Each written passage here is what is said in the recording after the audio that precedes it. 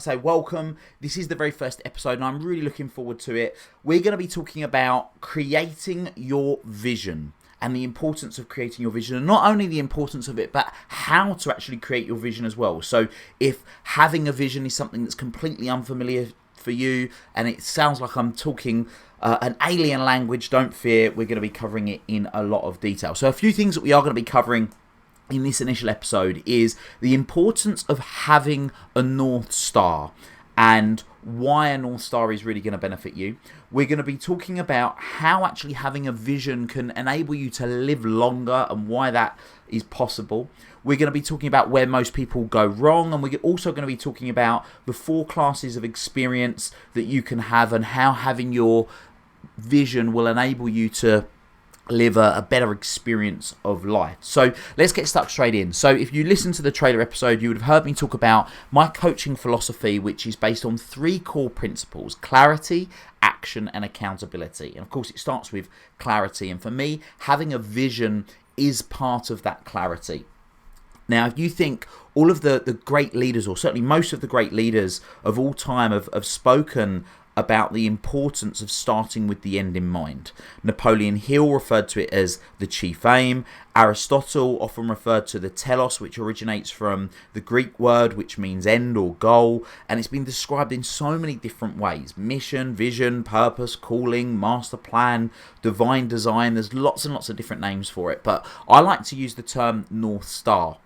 And the reason for that is because for centuries, millennium, we've used the North Star as a guiding light.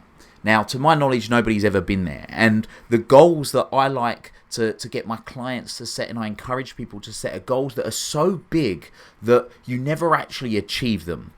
But a lot of people would think, well, that's crazy. Why would I want to do that? Because then I'm never going to feel happy that I've achieved my goal. We have a huge, huge goal. And what we do is we put the importance on the goal. We put the importance and we focus the importance on actually the journey. But I'll go on to explain that in a little bit more detail in due course. Now, one of the best ways that I've ever heard anybody describe why having an end goal is so important is by Tony Robbins, who, if you're listening to this, you may be familiar with, and he defines not having a goal as having an ultimate goal as having Niagara syndrome. So I'm going to read this out for you word for word because I think it's phenomenal. Life is like a sprinting river, and most people jump frog onto the river without ever deciding where they want to end up. They set off on a journey without even a little spade work, and in a short period of time they find themselves caught up in the current affairs, current fears, current challenges. When they come to a fork in the river, they don't consciously decide where they want to go or what is the right direction for them. They merely go with the flow. They become part of the mass of the people who are directed by the environment instead of by their own values, and as a result they feel out of control. They remain in this unconscious state until one day the sounds of raging water awakens them and they discover that they're 5 feet from Niagara Falls in a boat with no oars. At this point they say, "Oh shoot," but by then it's too late. So by having that goal and having the North Star, what it enables you to do is make better decisions that are going to serve you for the long term. And when we come to talk about experiences a little bit later on, you'll understand the reason why. Now, what I want to do as part of this podcast, and it's something that's really important for me, is not just share theory with you. I do want to share what's working practically, but I also want to give you some exercises. So this will be a practical podcast that if you're listening right now and you're driving, you can't do the exercise, I want you to come back to it later on and come back and do the exercises so that you can actually really get the benefit out of listening to this. Because remember, knowledge isn't power, applied knowledge is power.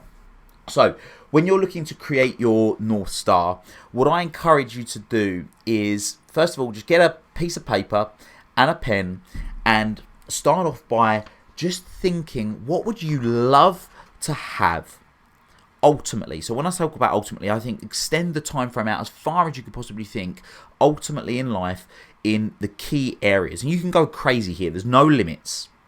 And I want you to think about what would be your absolute ideal in terms of your family life. So what I mean by that is, what would your relationships be like? What would your Where would you go with your family? What would you do? What sort of interaction would you have? Then think about your health and fitness. What would your health and fitness be like? What would you be doing to maintain optimal health and fitness? Now, I'm assuming that you want optimal health and fitness. You might want terrible health and fitness, but I've not met a single person that does yet. Then, what would you like ultimately in terms of your finances? Not just how much do you want to earn, but what do you want your net worth to be? And what would that be made up of? What sort of investments would you have? Would it be cars, coins, stamps, art, watches, you name it? What would that look like for you? And then, of course, what would the values of those things be? Then your attitude. What would you like your attitude to be like? So how do you want to think? How do you want to feel? What would your relationships be like? So, for example, your intimate relationship. If you want to be in an relationship, not only would you be with someone and say, rather than say, I want to be married or whatever that would be, what would the dynamics be like? Then your business or your career, what would you be doing in your career? How many hours would you be working? If you owned a business, what would that business look like in terms of how many staff might you have? Where would you be operating around the world? Then your social life, what sort of things would you be getting up to in terms of your social life? So who would you be hanging around with? What would you be getting up to? And I will say this because most of the time when I talk about social life, straight away people tend to think about drinking. I don't necessarily mean just what will you be getting up to in terms of drinking, but your social life in general, your interaction with your friends, and then also what would you ultimately have achieved in terms of your own personal development or any bucket list goals. So be thinking about who do you want to be, what do you want to do, what do you want to have in all of these key areas. So then we're covering everything personally, professionally, and financially. Now, what I'll say is that if you write this down or you type this out, it is a working document. It will continue to evolve. My current ultimate goal, my North Star, is about 3 A4 pages long, and I'm continually refining it and developing it and adding to it. So that's what I would recommend that you do first of all. Now, once you've done that, then a really important part to identify is why. Why do you want these outcomes? So again, simply ask yourself, why do I want this? And then get an answer, and then write, why do I want that? Why do I want that? And keep asking why. And what will happen is you'll find eventually you'll be getting to a point where it'll be having an impact on other people. Now, another practical exercise for you here to find your why. Because a lot of people talk about a purpose. So what I do just want to say for me is a vision is made up of 2 parts. It's made up of a purpose, which is your why, and it's made up of your mission, which is the what and the how. So a couple of questions, a few really good questions to help you get clear on why you want your ultimate goal or what it is you ultimately want to be doing in terms of your purpose.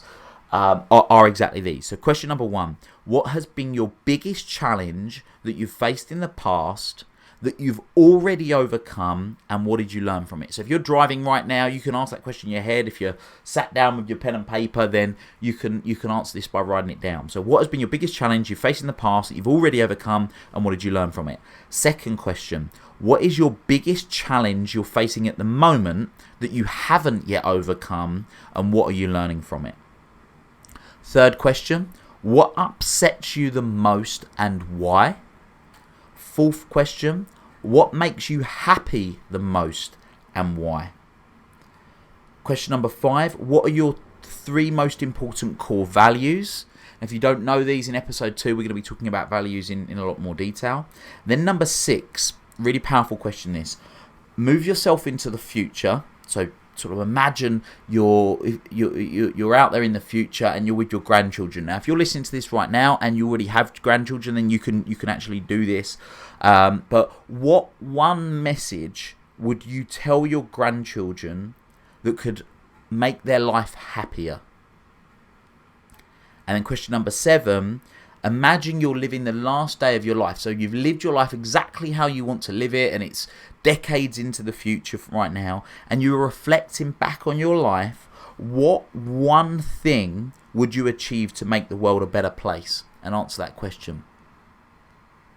Now, those last 2 questions are really powerful. The other questions just help you get into a headspace where you can answer these 2 from a deep place of thought. But question number 6, your answer to question number 6, I want you to ask yourself, do you do that thing? So that thing that is the most important thing that you'd want to tell your grandchildren, are you doing it?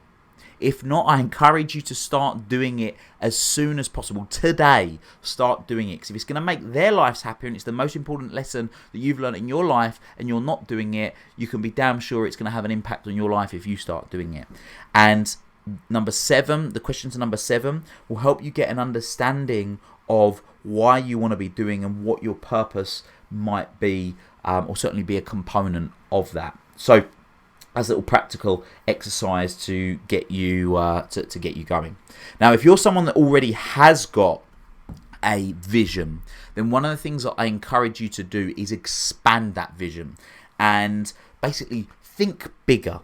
Because by thinking bigger, it's going to enable you to be able to have more of an impact ultimately in the long run. It's going to enable you to achieve some phenomenal things. But most people don't know how to think bigger. They're sort of limited. They've got the blinkers on. So I want to share this with you. And one of the best quotes I've ever seen about dreaming bigger is a James Allen quote. Now, if you've not read the book, As a Man Thinketh, it's a very short book, or listen to that book. I highly recommend you do. It's phenomenal, absolutely phenomenal, very much based on the law of attraction. But this quote from James Allen, like I say, summarizes it very, very nicely. Dream lofty dreams, and as you dream, so shall you become. Your vision is the promise of what you shall one day be. Your ideal is the prophecy of what you shall at last unveil. I mean, I absolutely love that. And if that doesn't summarize why having a vision is so important, then I don't know what does. So let's talk about creating a bigger vision and thinking bigger, and some of the roadblocks that can get in the way, and some of the practical ways to overcome them. So one of the first things that I encourage you to do is remove the probability factor. There's a difference between probability and possibility. So what we want to do is remove how probable something is and just focus on whether it's possible right now. Because if we don't dream big, typically it will be down to your belief. And the reason that we the reason that we think we can't do something is because of a reason or an excuse. And to quote the famous Henry Ford quote, whether you think you can or you think you can't, you're right. Now, the only thing that defines whether something's possible is whether it fits within the universal laws. And in another future episode, I'll be talking more about the universal laws. But the probability of whether something is achieved is simply down to belief, strategy, and action. So by you getting really clear on what it is that you want and it fitting within the universal laws, then with the right belief, with the right strategy, with the right action, then you can make it happen. Now, one of the ways where if you want to think bigger, if you've got to the point where you aren't necessarily, you can't think any bigger, then look at leveling up from where you're currently at. So to use a few different examples, if you said, right, one of the things I would love to do is when I'm traveling and I'm going on holiday is flying first class, for example. You might think, well, what's up from flying first class, which might be flying via private jet? Well, what's a level up from flying via private jet? It might be owning your own jet, for example. A few other examples might be you might want to be self-employed. Well, what's a level up from being self-employed? It's owning your own business with your own staff. What's the level up from that? Might be floating your company on the stock exchange. What's the level up from that? Might be owning multiple businesses and operating as an investor in those businesses. Or if you want to make a difference to your family, well, level up from that is making a difference to your town, or level up from that is making a difference to your country, level up from that is making a difference to the world, level up from that is making a difference to the universe. I mean, you can just keep expanding it and growing and developing that. Another great thing that you can do is model the people that you look up to. So without a doubt, there'll be people that you look up to. Now, by studying them, and you can study people in so many different ways these days thanks to technology, whether it's watching them on YouTube, listening to their podcasts. It could be you read their books. There's loads of different ways. If you know them personally, you can reach out to them. You can ask them the question. But what you want to learn from them is, what are their desires? Now, I'm not saying their desires should be your desires. Don't get me wrong. But what it can do is challenge your way of thinking and get you to learn why they're thinking in the way that they are. And typically what you'll find with a lot of successful people, and I'll say successful in inverted commas because success of course is subjective, is that the reason they do what they do is because they want to have an impact on others. But again, we'll come to that in a future episode. Another thing that you can do is stretch out the time frame. So most of us feel disheartened when we don't achieve something that we would like to. And as a result of that, we just fail and think, right, well, we won't bother doing this.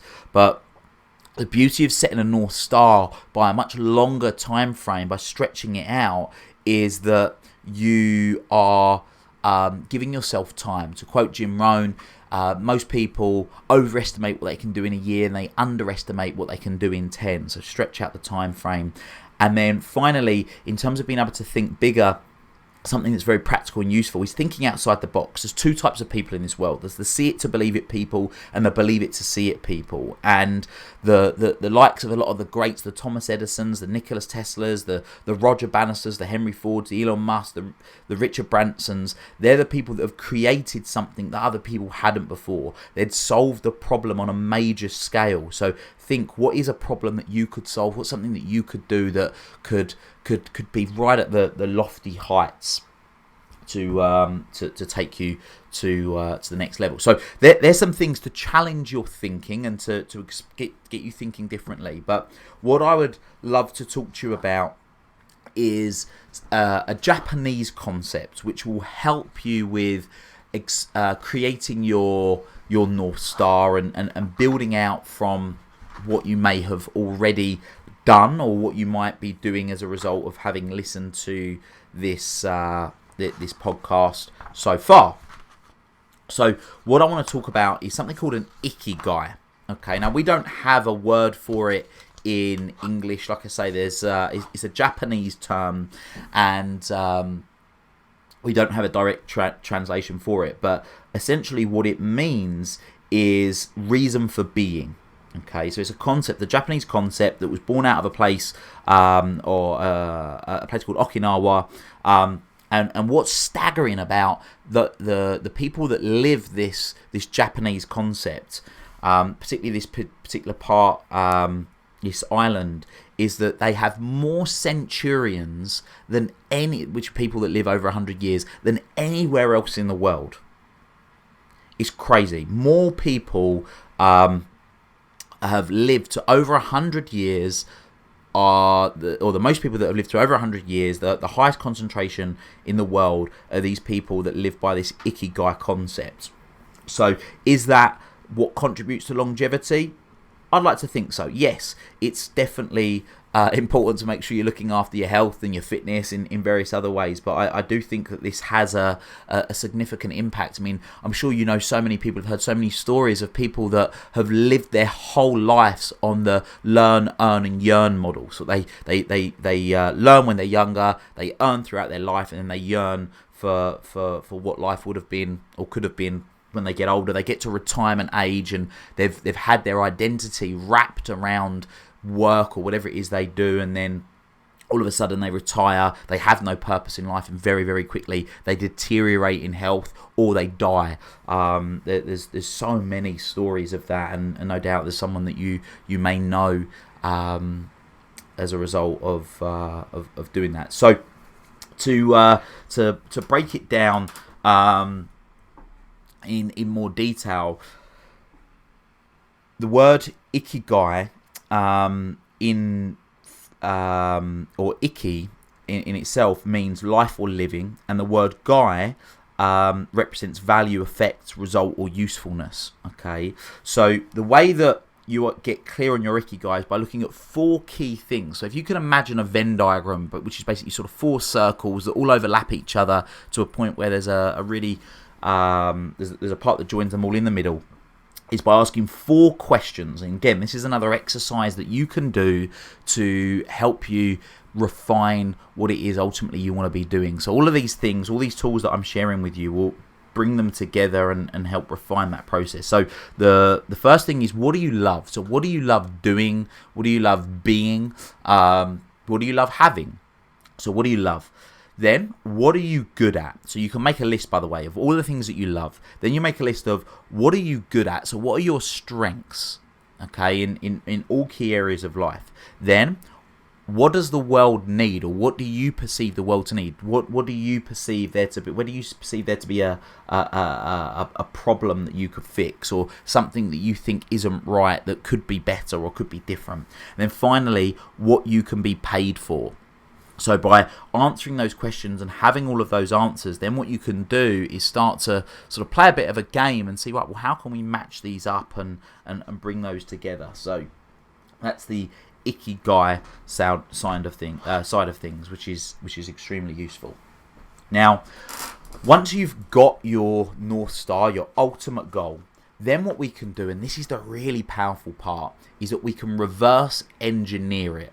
Okay, now before I go into that, I just want to share with you very briefly, over 4 years ago now, 4.5 years ago, the way that Make It Happen finally got into action after me having my lightning moment a few years before that, was I was reading a book called The Hero by Rhonda Byrne, and Rhonda shared a story of a guy called Mastin Kipp, who I intend on getting on the podcast as a guest in the very near future. And it spoke about how Mastin used to post motivational quotes on Twitter every day. And one day he got retweeted by Kim Kardashian, and he went from 1,000 followers to 10,000 followers overnight. And I remember I was in Mexico at the time when I read this. I just started crying my eyes out. It's what I call my second lightning moment, because that for me was the first step. For 2 years, I hadn't taken action because I didn't know what my next step was going to be on my mission of wanting to empower. Well, at that time, my goal was I wanted to become the world's best life coach. That's not my goal now. My mission is I want to empower a billion people within my lifetime. But that was the goal then. And it gave me that realization. It's right, that's the first step. But what I encourage people to do now is reverse engineer the process. So if you have your ultimate goal, hopefully as a result of doing these exercises in this podcast episode, you'll get clarity on that. Then very simply, you reverse engineer it. You go, right, what's going to be the goal 10 years from now? So you take the ultimate goal, you use that as a template, and then you just reverse engineer it. Then you do, right, what's going to be my 5-year goal? What's going to be my 3-year goal? What's going to be my 1-year goal? What's going to be my 90-day goal? What's going to be my 30-day goal? What am I going to do this week? What do I need to do today? And when you break it down like that, it enables you to focus on the very next thing. Now, the very next thing for me, I didn't do that process then. But what I did do is I got down to something that was so granular, as simple as posting a motivational quote on social media, which I did. I literally decided to post a quote a day. I did that when I got back from the holiday. The week after that, I decided to set up a website. A week after that, I wrote my first blog. No, sorry, that's a lie. I missed something. So at first, I posted a quote a day. After a week, I decided to post 2 quotes a day. I posted one in the morning, one in the afternoon. Then I set up a website. Then I started blogging. 3 months later, I had a 10,000 strong social media following, and it's grown and evolved and developed into a whole array of different things that we do now, and continuing to grow and evolve. But that micro action was what got me going, and the reverse engineering process enables people to get clearer on what that first step is going to be. It's extremely powerful. So you've got your North Star, you've got your trajectory. Now, what I encourage you to do, and I'm going to try and get this link in the show notes, is then also do something called a happiness monitor. Now, I'll go into more detail on this in a future episode, but I'm not a fan of people wanting to become happier. The reason I call it a happiness monitor, though, is because if I was to call it a fulfillment monitor, most people wouldn't know what I mean. But what people are really striving for is fulfillment, not happiness. And again, I'm going to go into that in a lot more detail in the next episode when we talk about values. But by having your happiness monitor, it's a really simple process. Like I say, I'll share the link in the show notes so you can get access to the worksheet, and you score your happiness in 20 areas of your life. Everything from your health, your fitness, your sleep, your time management, your organization, your finances, your career, you name it.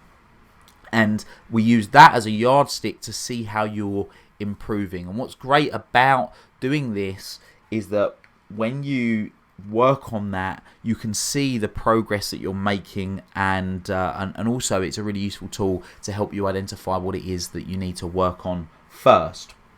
So I hope this has been useful so far. There's going to be one other thing that I want us to cover before we round up the episode, and that is your experience. Okay, so the experience that you that you're able to have, and the different classes of experience that you can have in any given moment. So the 4 types of experience that you can have, I'm going to explain them in reverse order, so then that way you'll get an understanding of what's going on. So a class 4 experience is something that doesn't feel good, it isn't good for you, it's not good for others, and it doesn't serve the greater good. Now, you'll typically indulge in class 4 experiences as a result of peer pressure, conditioning. It might be some old belief systems you've got. Smoking is just one example of something that doesn't feel good for the first time, yet so many people continue to do it. Okay, so that's a class 4 experience. A class 3 experience is something that does feel good, but it isn't good for you. It isn't good for others. It doesn't serve the greater good. Okay, so eating to excess, for example. Yeah, it feels good in the moment, but it's not necessarily good for you. It isn't good for others. It doesn't serve the greater good. A class 2 experience is something that doesn't feel good, but is good for you, is good for others, and can serve the greater good. Now, most people want to avoid class 2 experiences, but by mastering class 2 experiences is what's going to ultimately bring you the most joy, growth, and fulfillment. Now, the reason why this is so important, and I share this as part of the Creating Your Vision episode, is because what most people are striving towards is a class 1 experience, which is a peak life experience, which is something that feels good, it is good for you, it is good for others, and it serves the greater good. Now, the reason that it's so important for you to be clear on this when you're creating your vision is knowing that you're gonna face either short-term pain for long-term gain, or you're going to get short-term gain and you're going to end up with long-term pain. So by you expanding out your vision, thinking about the ultimate goal, getting really clear on that, knowing your North Star, reverse engineering it, you can have peace of mind that the work you're doing and some of the pain, in inverted commas, that you might be going through as part of a class 2 experience is what's going to enable you to get to a class 1 experience, which is what most of us are really striving towards.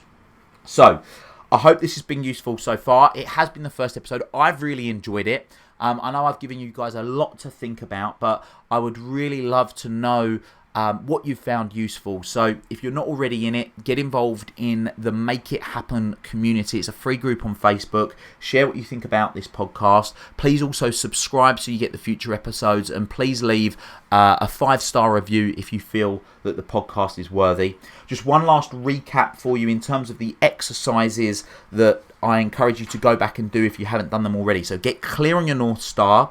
What do you want to be? What do you want to do? What do you want to have in all of the 8 key areas of life? So your health and fitness, your family, your social life, your relationships, your attitude, your social life, your career or business, your finances, your own personal growth, or any other bucket list items that you might want to achieve.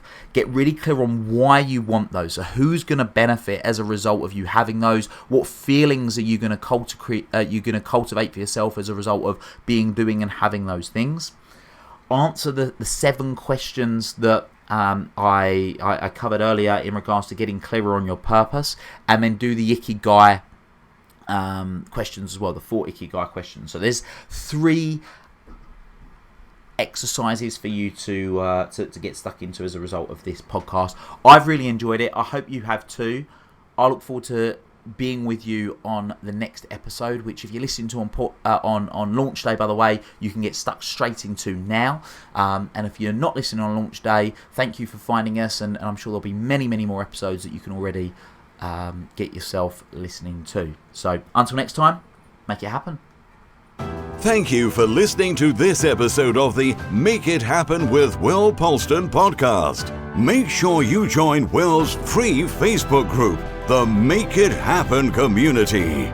Please support the show by subscribing on iTunes, Spotify, Stitcher, SoundCloud or Google Play. Share this episode with at least one friend you think would benefit from it, and give Will a 5-star review wherever you download your podcasts. Until next time, make it happen.